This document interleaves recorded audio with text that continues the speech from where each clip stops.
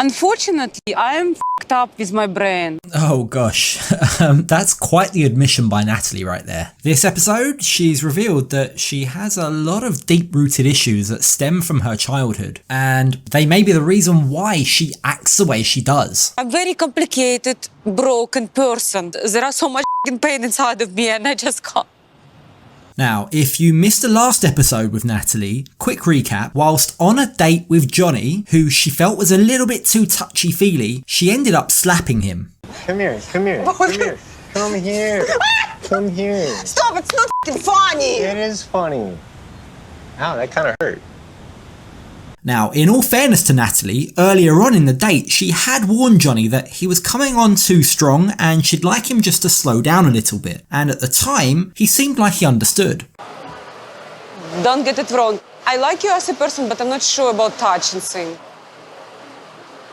Not yet. Okay. Now, after the slap, Natalie was very clear that was that. She would no longer be dating Johnny. It was over. It is the end of Johnny. I will not go out with him again. And in a very revealing confessional, she gave us a bit of an insight that she was angry at herself for slapping him, and it was just parts of her nature, something that she didn't necessarily like. Now I'm angry with myself, and I feel like bad. I get defensive, aggressive. It's my nature. And that brings us up to this current episode. So after taking some time to reflect, Natalie and her friends Yolanta and Ryan head to the beach to find out about the date and discuss what went wrong. And after we sit on a bench, all of a sudden he was trying to kiss me and I just think he's too touchy and it just was like our second date. And I didn't mean, but I hit him. What? You did I know. what? Her friends were obviously shocked, and when they pressed her on why exactly did you hit him, what was wrong with him trying to kiss you, she began to accept that maybe she overreacted. He was a nice guy though, right? I mean, was he nice or? I mean, I think he was nice. I just overreact. And on reflection, she reveals that she's like a cat that can bite you at any time. Like any cat you see, it can bite you. I'm like an animal that needs like shh, shh. It's okay, you know, a scary cat. Shh. Yeah, she needs soothing, reassurance, and maybe a rabies vaccine. Come on, Natalie. Why you didn't want this guy to get closer? Maybe just wanna peck you on the cheek. What's wrong with that? I'm sorry, no. And that's where her friend Yolanta refused to give up. She wanted to dig deeper. She wanted to find out what's causing this behaviour. Why is Natalie like this? Why is she so aggressive? Why does she push people away? And what Natalie reveals might explain a lot. It seems a lot of her issues stem from her childhood and feelings of abandonment and rejection. Why? Because Why? Because unfortunately, I am f***ed up with my brain. I do not trust people. My mom fell for my dad a lot, and they were happy, and they got engaged, they got married, and after I came out, and she found out that he's not honest to her. You know what he did?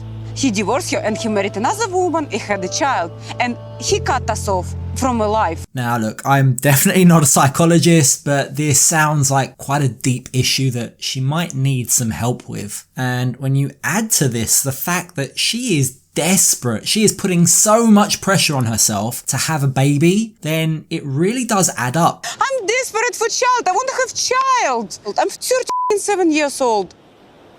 I might not have child at all. And that's f***ing sad.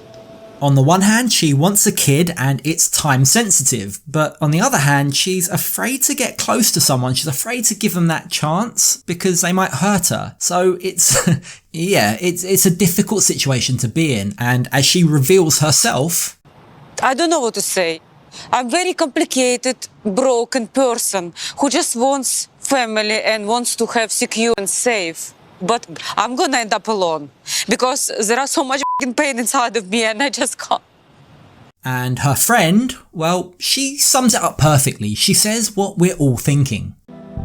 She's saying that all the men are bad. She's not gonna let him touch her, but yet that she wants this perfect life. I want to have a man that loves me. Yeah, I want to have a baby. Well, how are you gonna get it?